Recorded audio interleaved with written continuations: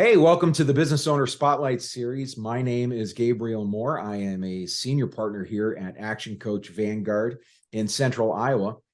Today, I have the lovely Wendy Chapman and owner of Mary Kay as my guest. We are going to be talking about her business, her journey to business ownership, challenges, best practices, and share a peek into what it's really like to build and operate a business. If this is your first time on the channel, be sure to like and subscribe to get notifications when we drop new conversations just like this one. Wendy, welcome and thank you for being here today. Please give us a brief overview of your background and tell us a little bit about your business. Thank you, Gabriel. Yes. So as probably most of your audience, I have college degrees. I went to Grandview and UNI. So I have 3 pieces of paper, and I was a journalist, graphic designer, taught English in Japan, came back, and I started a part-time Mary Kay business that turned into full-time. So that's just a snippet of my background. That's amazing. You taught English in Japan. What an awesome thing that is. Like, I really want to dive into that, but this is more about business. So maybe in the future we could talk more about that. That's wild. So to set the stage for the viewers and listeners, tell us a little bit about what role you currently play in the business. My title is sales director, which doesn't mean anything to anybody outside of the Mary Kay world, but kind of fancy inside the Mary Kay world. But what I do is I sit across the table from women and I teach them skincare and potentially color cosmetics. So the kind of makeup we wear is very personal. So I try to tailor that to the person, but everybody has skin and everybody wants to look good, feel good. And so that is a huge part of my business, is helping people feel good and look good with the skin they have. As a teenager, I had fabulous acne, tall, gangly, redhead, braces, didn't like the way that I looked. And with my Mary Kay business, I get to help women feel beautiful and be confident in their look. So no matter what it is, a wrinkle, a blemish, uneven skin tone, puffy eyes. And so I just love sitting across from women and helping them feel confident. They come in and they might feel like unsure about what we're going to do. And then they leave like sitting taller, and they can't wait to go somewhere for somebody to see them because they feel beautiful. No, I think that's so needed too. And what a great thing to bring to someone's life is just an additional feeling about how they feel about themselves. What a good thing. When you look at your role, how many hours do you spend working in your business, like the actual job of doing it? And how many on the business, like strategy and planning, things like that? As probably most business owners, it's kind of a 24/7, but it's not sit at a desk 8 hours. So doing this is part of my business, but some people might not, it's a different part of the business, right? So this would be working on the business, not in my business. Yeah. Talking about the owner role, definitely getting out there and just talking to people about it is it's kind of a form of marketing, but it is definitely more of an owner's position for sure. The day-to-day, oh, sorry. No, please. Yeah, continue. Yeah. So the women who start a Mary Kay business are going to have a different set of hours than someone like myself who's turned it into a full-time business. So absolutely, I want to treat my business like a business and be looking at 30, 40 hours on my business, in my business. But somebody who starts part-time, we're talking maybe 6 hours during the week. Oh, so wow. Okay. yeah, depending on what they want and what their schedule is. So part of my role as the sales director is to explain how a Mary Kay business can be woven into the current activities and lifestyle and time constraints that they may have. So, but it starts pretty small with, if you can find 6 hours in the course of a week, and it can be a lunch hour and in between picking up kids. And so that's kind of how it starts. And then, like I said, for myself, I turned it into a full-time business. So I do try to spend 30 plus hours on my business. Yeah. It's one of the things that we teach in our coaching role, is carve out, because a lot of our business owners, they're working really just crazy hours. And we ask them to right away try to carve out at least 5 hours to work on growing your business, not just doing that day-to-day stuff like what you're talking about, and just learn how to grow it so that you're not working as much and your role starts to be reduced as you've got, much bigger things happening around you. Um, let's move on to like what makes your business special. Specifically, who primarily does your business serve? Like if I were the audience, how would I know if I was a good fit? I mean, I know I probably have puffy eyes, probably maybe a little bit there, but how would I know if I was a good fit for your product or service? Yes, generally speaking, anybody with skin, can benefit. So Yes. probably, my target, the people that I see the most are probably in an age group of about 30 to 60 years of Okay. age. However, I love being able to speak to younger women through their moms, right? Have the moms bring their daughters because, like I said, I remember being a teenager and not liking the way I looked. And, my beauty advice came from my girlfriends who didn't know any better. And right now, beauty advice coming from the internet that, may not be age appropriate. So I love being able to talk to the younger women as well and get them in a routine of good skincare so that build a habit that they'll be really happy later on. And then for the women beyond 60 years of age who sometimes feel like, oh, why even bother? It's too late now. That's not true either. I do have products that can help you feel beautiful. But yeah, I would probably say that 30 to 60 years age range. And we do have men's products. So not only can the men use the women's products, Taking we notes. have Go ahead. men specific. So shaving foam, aftershave, beard wash, beard oil. So yeah, so teenagers, men, women, body care, skincare, and then color for the ladies. So you mean that the internet can't solve all of their skincare problems? Help Yeah, if you we had. wish. Yeah, right. Yeah. It's funny how we all believe it though, right? It's like, well, when I have I need an answer, I go right to the internet. Why talk to a human being, right? Especially a Uh, professional. Yeah, and we see the commercials, we see the stuff on the internet, we go to the store, we stand there in front of the aisle, there's a million choices, Yeah, yeah. and you're just going to take your best guess. Right. And so by utilizing, a Mary Kay consultant to me, I can walk you through those choices and help you pick out what's best for you and what you want your routine to look like and the results you're looking for. Brilliant. So what makes you unique? What makes your specific business unique? Why do your customers, clients choose you? There's a couple parts to that. I do think the products are absolutely phenomenal, and I love talking about the quality and the satisfaction guarantee, the patents. We have over 1,600 patents, which is huge in the beauty industry. Okay. Most are not patented, and also we manufacture, develop, create all the formulas, put it in the jars ourselves. Mary Kay does it all. We do not outsource any of it. So a lot of other cosmetic companies, skincare companies, you'll see that they have a parent company, which has a parent company, which is, outsourced and manufactured over at this, facility that they do 12 other skincare things. Interesting. So Yeah. if you have 7 different skincare companies that own 50 different product lines, how different are they? I'm not Right. really sure. But what I can tell you about Mary Kay is that we have these products and nobody else does.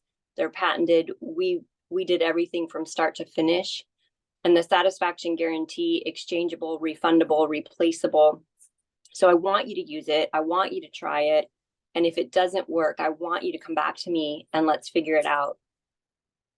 That's awesome. That's awesome. You're definitely a unique, direct source for that. That's good. And then how many other Mary Kay ladies have been to Japan? So Yeah, right. No, you got me on that one. That's just mind blown on that. So I do love to talk about like and connect with the people, right? Beyond the products, I want to connect with the people, like what's interesting to them in their life and get to know them as a person. Sure. Because motorcycles, let's talk about it. Diet, let's talk about it. Saving money on your taxes with a business, let's talk about it. Like I have so many interests, and I know that the woman in front of me, I'm only getting a sliver of her, but I can't wait to get to know her.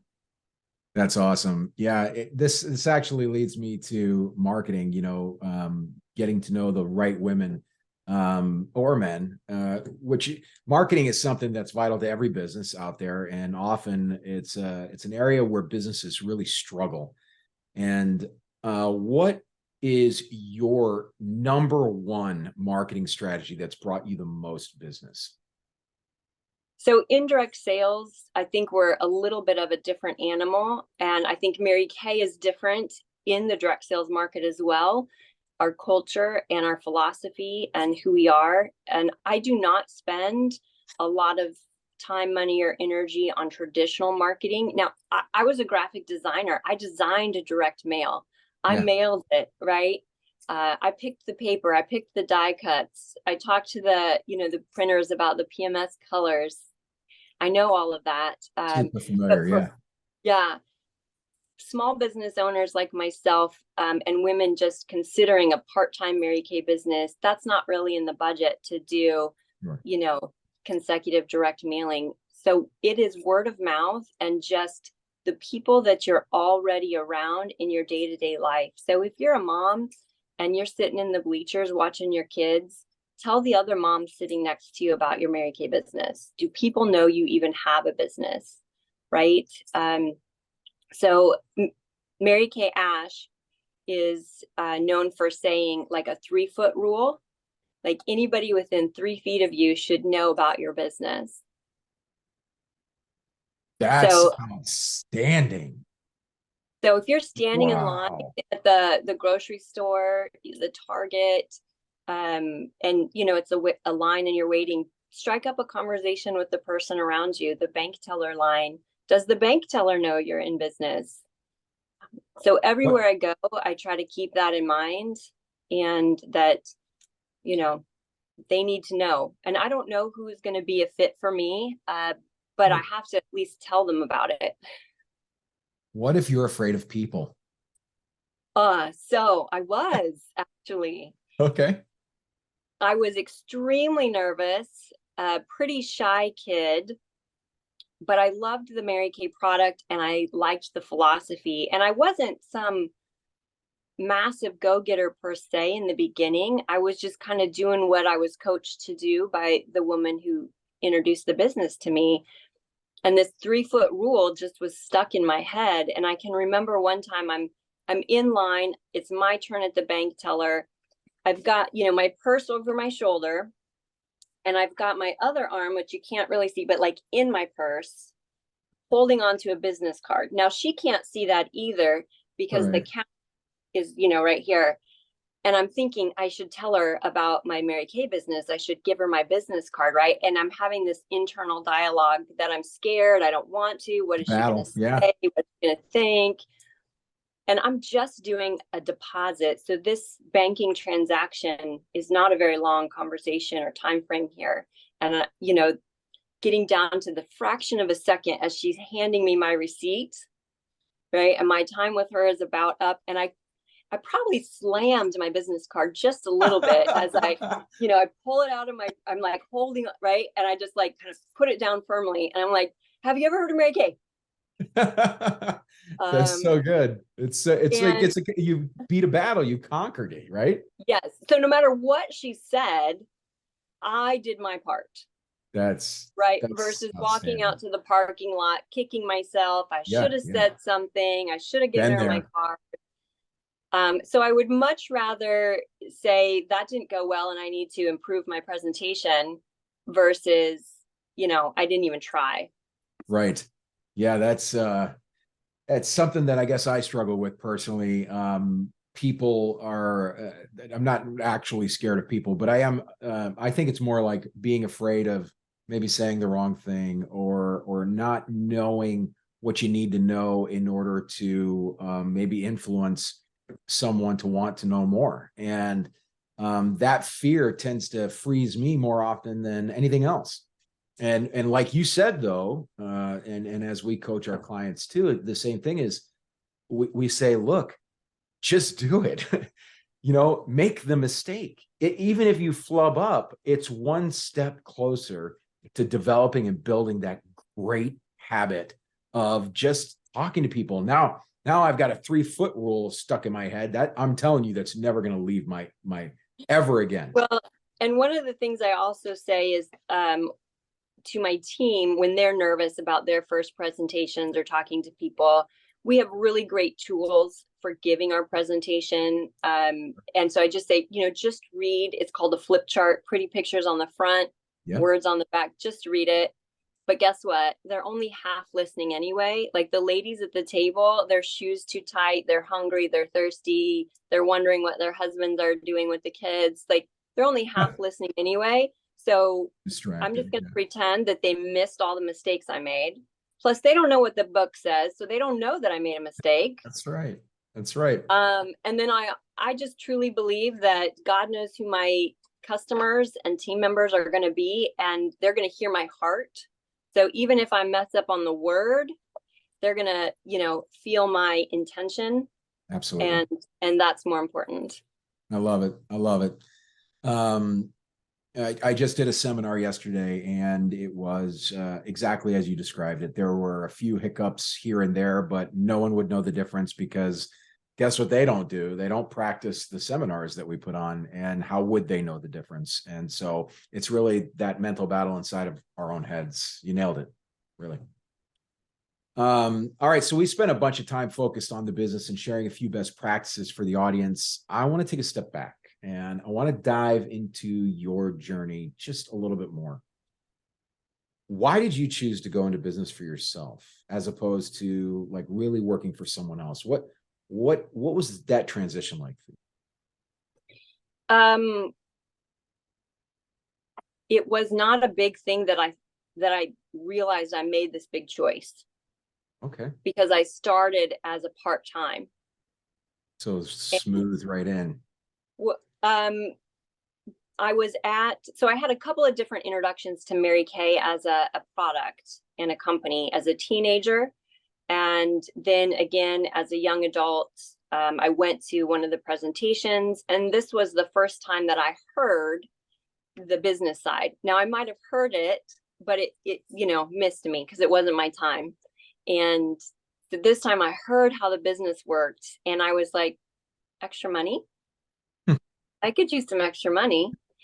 And for me personally, I was already familiar with the product, and it sounded fun. It looked fun. And I thought, I'm going to try this. I was already planning on spending the same amount of money to buy the product, to get one skincare set. Right. And it was kind of a birthday present to myself, to be honest. It was the month of my birthday, and I'm like, well, I'm going to buy the fancy skincare set. That's going to be my birthday gift to myself. And then turns out to start the business was the exact same price, basically. And I'm like, so you're telling me Got it. that I could buy this skincare set one time or start my business for the same amount of money, and then I make money. And then I can have the product, at consultant price. And I'm like, so it just made sense to me. Yeah. And as I would go to my trainings and my meetings, I really plugged in to the training that Mary Kay offered and had a blast learning the product, doing the presentations. And then I'm going to my day job, sitting in this cubicle. Everybody's grouchy. Nobody likes their job. And one of the senior vice presidents of the company I worked for, one day, he asked me, he's like, Wendy, why do you come to work happy all the time? Wow, that's mind blowing, right? And I said, you're probably not going to believe me, but it's my Mary Kay business. Yeah, something to come home to, something to You weren't getting it in the office, obviously. So, People around you.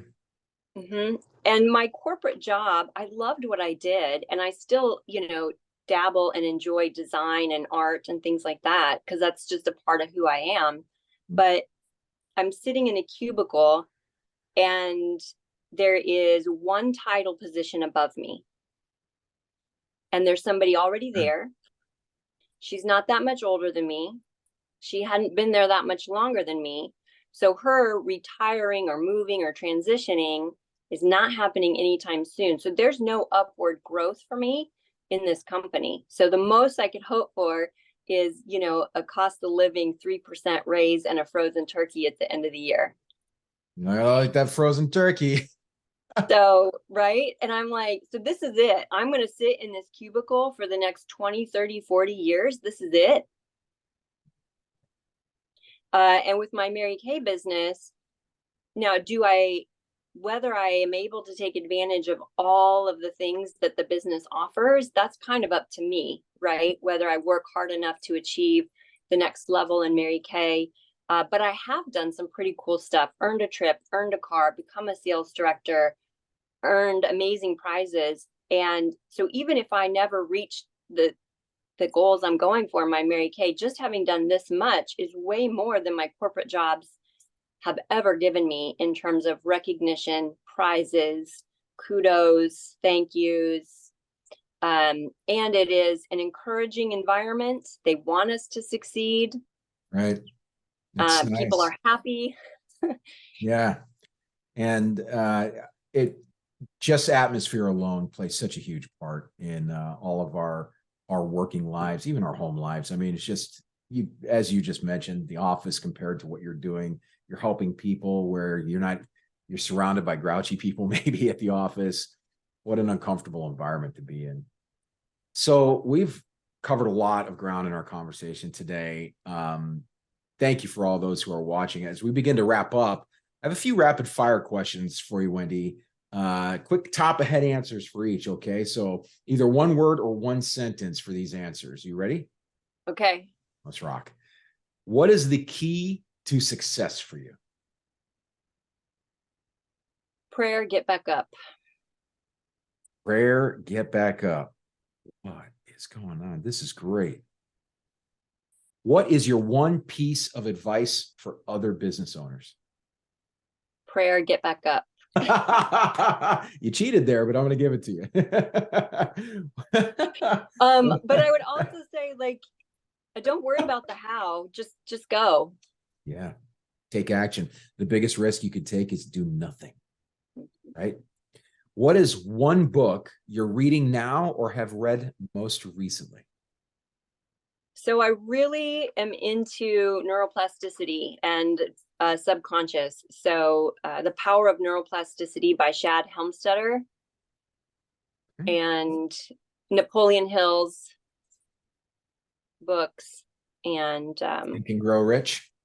Think and Grow. His 13 Laws of Success that Think and Grow Rich came from as well. The Great. whole manual. Yes. And I do like Tony Robbins' Awaken the Giant Within. One of my favorites. If you had to choose only one area of your business you could immediately improve tomorrow, what would it be? I would love to let more women know about the culture of the company and what they can take advantage of on the business side. Brilliant. So before we get to the final question of the day, how can others learn more about you or your company? How can they get in contact with you? Website, marykay.com/Wendy Chapman. My email and phone number are on the website. And so if I don't answer the phone, just leave me a message. I'll call you back. Sounds good. And last question, final question. What is most inspiring to you today? That's a good one. So I love watching the women transform. So whether it's a single meeting, and again, they leave head and shoulders taller, standing up, feeling fabulous, or a woman on my team who just discovered that she can do this, and her confidence has grown. So I love watching other people grow and feel confident and beautiful. So that kind of keeps me going. You're a woman after my own heart. Our slogan here at Action Coach Vanguard is "We build people." And I tend to call myself a human gardener, and it sounds like you're doing the same thing. And that's it's the most rewarding thing ever, at least in my opinion. As we wrap, I'm sorry. Oh no, I agree. Okay. I concur. As we wrap up, Wendy, I just wanted to say thank you. This has been an amazing spotlight on your journey as not just a business, but as an owner as well. And I'm deeply grateful that you allowed me to look under the hood with you to learn more about you and Mary Kay. And I'm definitely looking forward to seeing how you and your business take it to the next level. Thank you. Absolutely. This has been Business Spotlight with Wendy Chapman of Mary Kay and your host, myself, Gabriel Moore with Action Coach Vanguard. Thank you for watching, and we're going to see you next time.